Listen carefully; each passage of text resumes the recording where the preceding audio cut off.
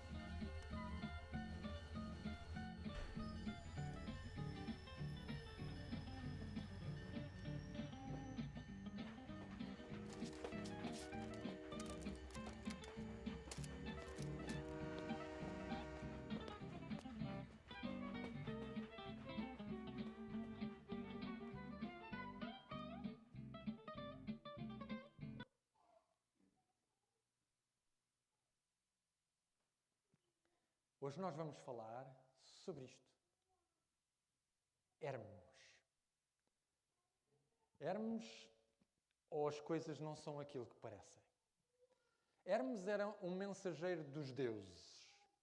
Era aquele que fazia conhecidos aos seres humanos quais eram as mensagens que vinham dos deuses. Eu não vou usar a tribuna, se vocês me desculpam, mas vou-me aproximar mais de vocês, porque eu temo que com o tema desta semana, as doenças religiosamente transmissíveis, vocês tenham tendência a ir mais para lá para não serem contagiados.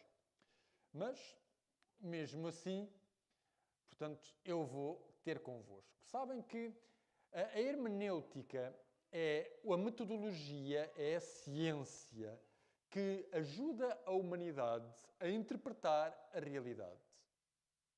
E é uma ciência que está perfeitamente desenvolvida.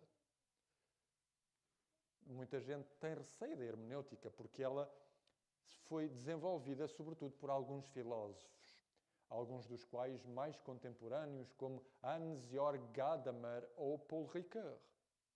Mas a verdade é que nós precisamos da hermenêutica. Aliás, todos nós usamos a hermenêutica. Todos nós vemos a realidade, mas nem todos nós a interpretamos da mesma maneira. E precisamos de um método que nos diga como é que nós devemos interpretar tudo aquilo que nós vemos, tudo aquilo que nós ouvimos, tudo aquilo que nós lemos. É a hermenêutica. E, justamente, é uma ciência, ou é uma ferramenta, como queiramos chamar, que é necessária também para a Bíblia. Antigamente, e na Antiguidade, as pessoas tinham uma maneira de interpretar os cataclismos. Os furacões, os tremores de terra, as tempestades. Elas achavam que eram um castigo dos deuses. Elas se iam portado mal e os deuses, como punição, enviavam essas tempestades. É engraçado que vocês têm isso, por exemplo, no terremoto de Lisboa. Quando foi o terremoto de Lisboa de 1755, Voltaire escreveu um livro inteiro sobre o terremoto de Lisboa. Voltaire era ateu. E o que ele dizia basicamente no terremoto de Lisboa é que com o terremoto de Lisboa tinha-se acabado aquela áurea de que a humanidade iria sempre viver sem problemas, de progresso em progresso.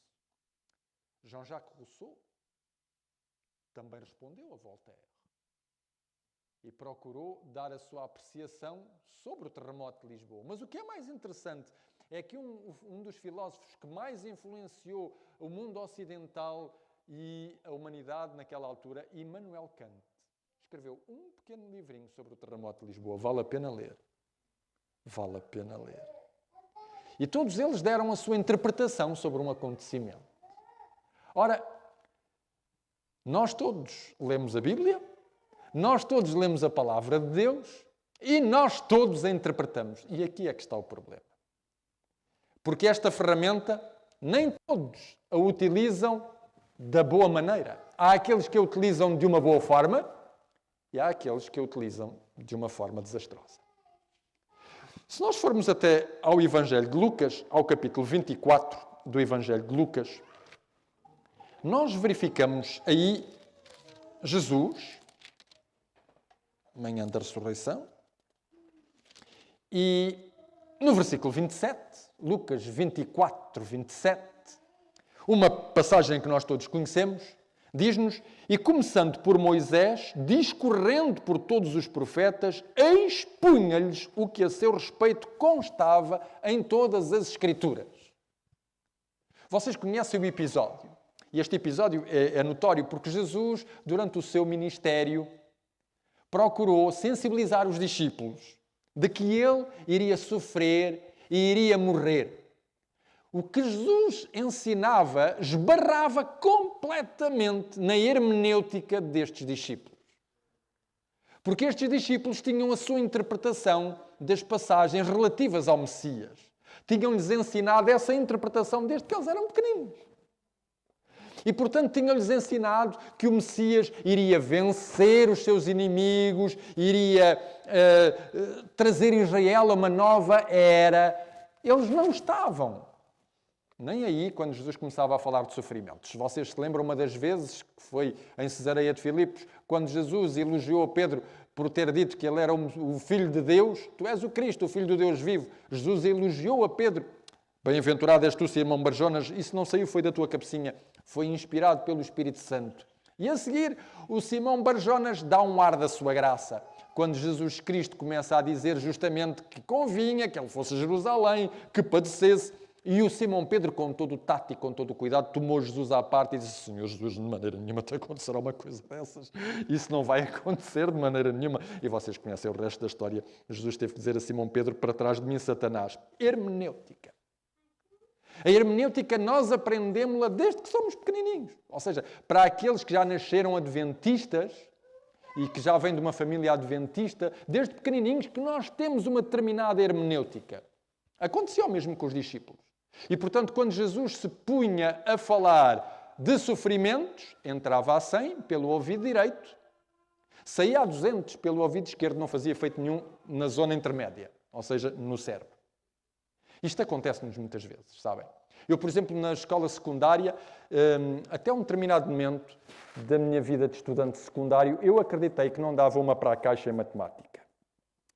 E bem dito, bem feito, eu não prestava atenção nenhuma às aulas de matemática. Houve até, na minha altura, uma série de bonequinhos que saíram dos vikings.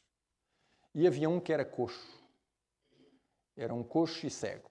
E eu achei que ele era um bom tótem para a cadeira de matemática. De maneira que eu, cada vez que ia para a aula de matemática, levava o bonequinho. E um dia a professora caiu na asneira de me perguntar o que é que aquilo significava. E eu disse-lhe: isto é muito simples, sabe? O boneco é coxo, eu também sou. Sou coxo da matemática já há muito tempo. E ele é ceguinho de um olho, tem aqui uma luneta. Eu também não vejo um boi disto. Eu disse-lhe assim, tal e qual: não vejo nada disto, não vejo. De maneira que a falta de motivação que eu tinha e a interpretação que eu dava à matemática fazia com que, quando eu fosse estudar matemática, eu não percebesse nada daquilo. E, portanto, os testes assemelhavam-se muito nas notas à temperatura do congelador do frigorífico que eu tinha em casa. Os meus pais não gostavam muito dessas notas. Eu também não, tenho que dizer a verdade. Mas era assim, tudo por causa de uma hermenêutica errada. Foi preciso eu começar a estudar de noite, já eu tinha uma bela idade, 18, 19 anos, para eu começar a gostar de matemática, e aí foi de vento em popa. Mudou o chip, mudou a hermenêutica acerca da matemática. É a mesma coisa, quer nós queiramos, quer nós não queiramos, com a Bíblia. Jesus avisou os discípulos: olhem, eu vou ser crucificado, eu vou morrer, eu vou ressuscitar ao terceiro dia, e vocês notam que ao terceiro dia ninguém estava lá para lhe dar as boas-vindas. E é engraçado, Jesus acontece-lhe o mesmo na morte que aconteceu no nascimento. No nascimento, poucos foram que lhe foram dar boas-vindas. Houve os anjos, sem dúvida alguma, houve uns pastores e houve uns magos que vieram do Oriente para lhe dar as boas-vindas. Ora, na ressurreição, os únicos que lhe podiam dar as boas-vindas eram os soldados romanos. Não tivessem eles desmaiado com a aparição do anjo. De resto, mais ninguém lhe deu as boas-vindas. As mulheres foram ao sepulcro, mas não foi para lhe dar as boas-vindas. E Jesus, nesse dia da ressurreição, resolve dar umas voltas por Jerusalém e, de repente, reconhece dois discípulos. É engraçado, porque nós estamos no capítulo 24. E agora eu convido-vos a ler neste capítulo 24, o versículo 16. Jesus aproxima-se destes dois discípulos que saem de Jerusalém. Versículo 16. Tem tudo a ver com hermenêutica. Tudo a ver com hermenêutica. Os seus olhos, porém, estavam como que impedidos de o reconhecer. Os seus olhos estavam como que impedidos de o reconhecer. Ou seja, eles tinham Jesus diante dos olhos. Nada. Era a mesma coisa como eu com a matemática. Tinha a equação diante dos olhos, nada, não valia a pena. Era como se não tivesse lá nada. Porquê? Porque os discípulos não estavam à espera que Jesus tivesse ressuscitado. É por isso que, no versículo 27, quando diz que Jesus começou por Moisés, discorreu por todos os profetas, ou seja, pela Tanakh. A Tanakh é a Bíblia hebraica. Tanakh, com as iniciais da palavra Torá, Neviim, os profetas, e Ketuvim, os outros escritos. Jesus começa a explicar-lhes É isso, expunha-lhes. A palavra em português que está aqui, expunha-lhes, é a palavra grega hermeneuo, hermenêutica. Jesus disse assim, meus amigos, a vossa hermenêutica sempre esteve falhada, sempre esteve errada.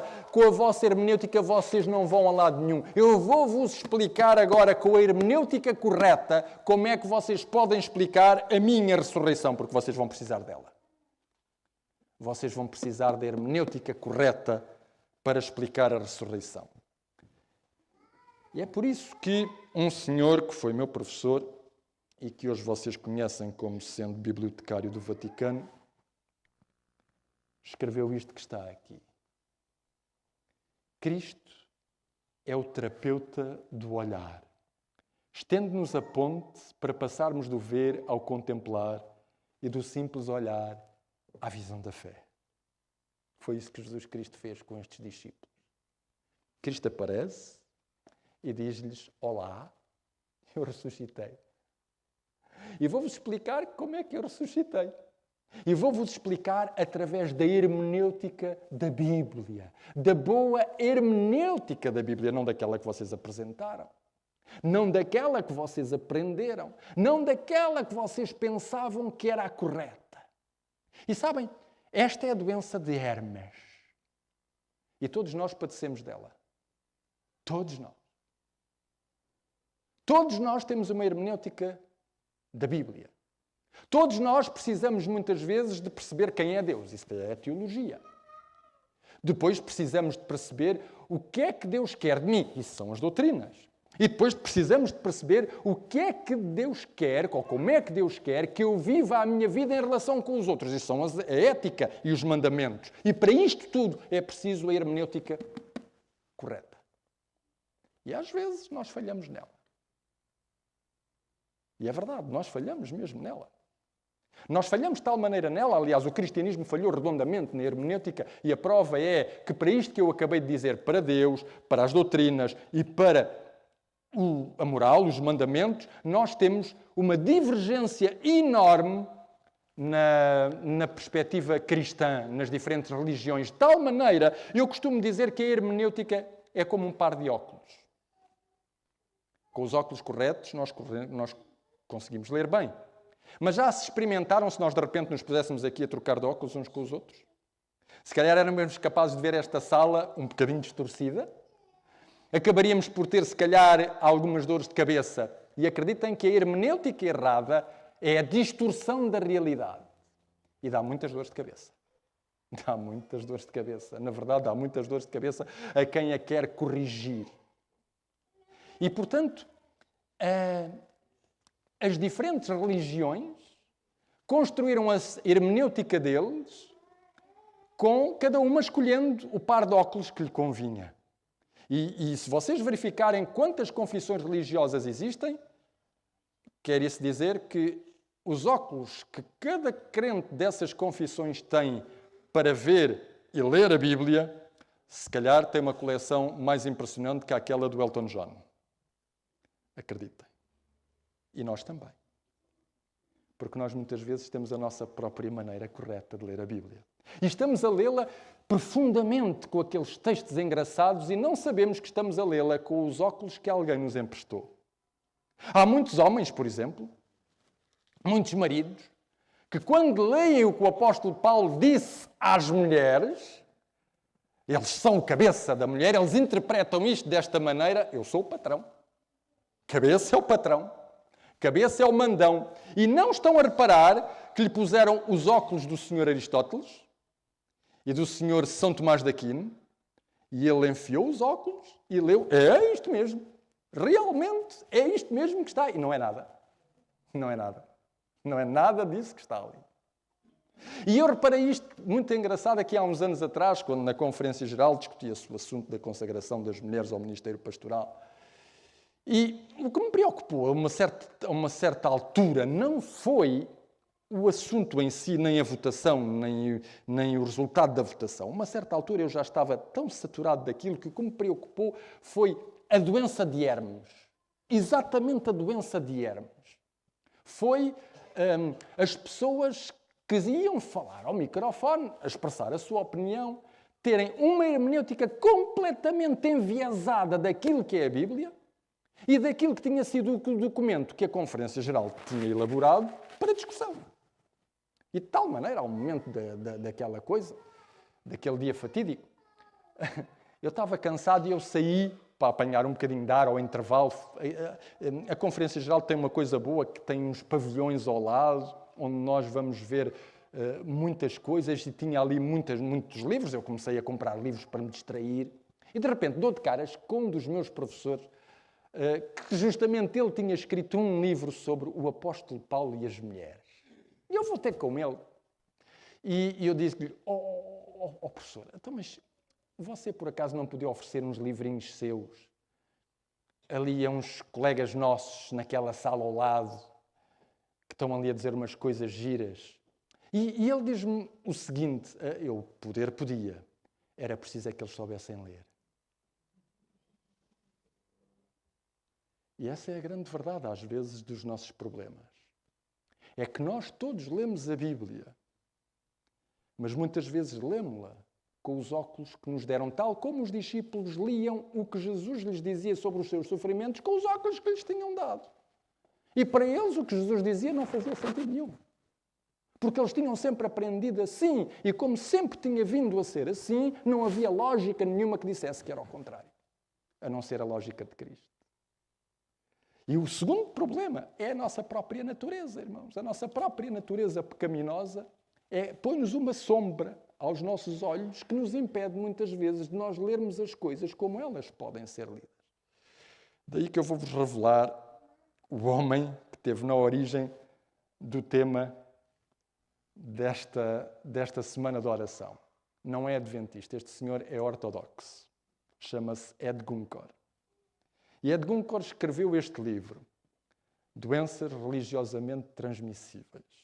E a um determinado momento, ele diz uma coisa que é giro, mas vivemos uma mentira se não desmascararmos a profundidade das nossas pretensões e preconceitos e admitirmos que é impossível viver no mundo caído sem que essa queda tenha impacto algum no nível do nosso raciocínio. Ou seja, nós às vezes, como cristãos adventistas, esquecemos disto. Pecador como eu sou, muitas vezes a minha natureza pecadora tem influência na maneira como eu interpreto a palavra de Deus. É por isso que nós, para interpretarmos bem a palavra de Deus, precisamos do quê? Do Espírito Santo. De que Ele nos aclare o nosso olhar. E precisamos também de uma outra coisa. Precisamos de perceber, como dizia Blaise Pascal, é um mal estarmos cheios de faltas, mas é um mal ainda maior não sermos capazes de as reconhecer. Este é o mal maior. E, portanto, nós precisamos de escapar da doença de Hermes, porque a doença de Hermes todos nós a temos na Igreja. E temos-la muitas vezes na maneira como interpretamos a palavra de Deus e temos-la, sobretudo, na maneira como interpretamos a irmã White. Há muita gente que pensa que eu sou anti-whiteista. Não sou. Eu acredito profundamente na irmã White, mas é por acreditar profundamente nela, tal como eu acredito profundamente na Bíblia, que eu fico profundamente horrorizado quando as pessoas a tratam mal, ou seja, a interpretam mal. Num dos seus últimos sermões, a irmã White, na conferência geral, pegou numa Bíblia. Ela às vezes tinha destas coisas. E no final dessa sessão da conferência geral, que foi a última a que ela assistiu, ela pegou na Bíblia e ela disse aos seus delegados que estavam ali: recomendo-vos este livro. Fechou a Bíblia, pousou-a na tribuna e sentou-se. Sabem que a irmã White detestava que se usassem os escritos dela para interpretar a Bíblia? Sabiam disso? Ela detestava que se usasse os escritos dela para interpretar a Bíblia. E várias vezes ela recusou responder a questões sobre a Bíblia que lhe eram colocadas. E ela dizia: há uma boa maneira de fazer as coisas, é estudar a palavra. Eu não estou aqui para resolver problemas. E se vocês repararem, o enviesamento que nós fizemos com os escritos dela foi usá-la justamente para interpretar o que ela não queria. E, portanto, a doença de Hermes diz-nos muito a todos nós. Todos nós sofremos desta doença. Então, como é que nós podemos escapar dela? Como é que nós podemos fazer para escapar desta doença? Comecemos pela Bíblia. Em primeiro lugar, pela Bíblia, temos um problema. É que isto foi escrito em hebraico, em aramaico e em grego e nós não... A esmagadora maioria não tem acesso. Mas façam outra coisa. A Bíblia é inspirada, a João Ferreira de Almeida sozinha é que não é. Portanto, se vocês tiverem outras traduções, utilizem outras traduções. E vão ver que, muitas vezes, a riqueza de uma palavra da Bíblia está na maneira como os vários tradutores se deram com ela e traduziram-na pelos diferentes sentidos que ela tem. E não apenas por um. Porque se vocês só utilizarem a João Ferreira de Almeida, ou se só utilizarem a King James, ou se só utilizarem a New International Version, ou se só utilizarem o livro, ou se só utilizarem a Bíblia para todos, ficam reduzidos a uma determinada visão. Portanto, quando quiserem ler a Bíblia, leiam em várias traduções e vocês vão perceber que a riqueza da Bíblia está aí. A riqueza de uma palavra está aí. Depois, percebam, por exemplo, que quando lemos uma passagem temos que saber o que é que vem antes e o que é que vem depois. Chama-se isso o contexto imediato. E depois temos que saber o contexto alargado. O que é que o autor escreveu uns capítulos antes, o que é que ele escreveu uns capítulos depois. E se por acaso ele escreveu mais livros, o que é que ele escreveu mais adiante. E se por acaso o que é que a Bíblia diz ela toda em seguida. Mas não, muitas vezes o que nós fazemos é mandar um recadozinho, uma passagem bíblica que nos parece que quer dizer aquilo. Às vezes não quer dizer nada, porque eu já vos disse, puseram-nos uns óculosinhos e nós lemos com eles. E está tudo bem. Mas não está. E, portanto, a doença de Hermes escapa-se assim. Precisamos de um dicionário bíblico, às vezes. Outras vezes precisamos de um bom comentário bíblico que nos ajude, que nos elucide a perceber o sentido do que aqui está. E outras vezes temos que ser honestos e dizer assim, eu não sei. E há muita coisa aqui que eu não sei. Acredita, não sei. Há muita coisa que é um mistério, eu não sei. E é mais honesto eu dizer, eu não sei. Por exemplo, os adventistas do sétimo dia lutam todos para saber o que é que Daniel 11, 10 e 11 significam. Continuamos a lutar sobre Daniel 10 e 11. Sabemos muito bem Daniel 2. Sabemos muito bem Daniel 7. Sabemos muito bem Daniel 9. Chegamos ali ao capítulo 10 e ao capítulo 11 e vocês vão ver todos os comentários sobre Daniel 10 e 11 que já saíram dos vários especialistas em Daniel que a nossa igreja tem. Raramente eles concordam uns com os outros. Porque não é fácil. E é isso que faz disto a palavra de Deus. Se fosse fácil, talvez não fosse a palavra de Deus. Mas há coisas aqui que são autênticos mistérios que nós ainda não fomos lá. E, portanto, há que reconhecer. Eu não sei. A própria palavra diz-nos as coisas reveladas. São para nós, claro. Mas há as coisas que são encobertas. E isto leva-me à última coisa para escaparmos da doença de Hermes. Os adventistas do sétimo dia deviam se concentrar numa teologia do centro e não numa teologia da periferia. Sabem o que é a teologia da periferia? É saber qual é o tamanho das orelhas dos 144 mil. É uma teologia da periferia. Perceberam?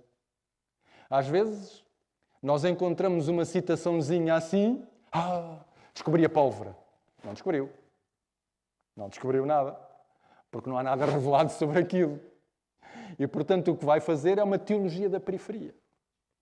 Quando se pensasse bem, se concentrasse na teologia do centro, perceberia que a da periferia, se calhar, não tem tanta importância.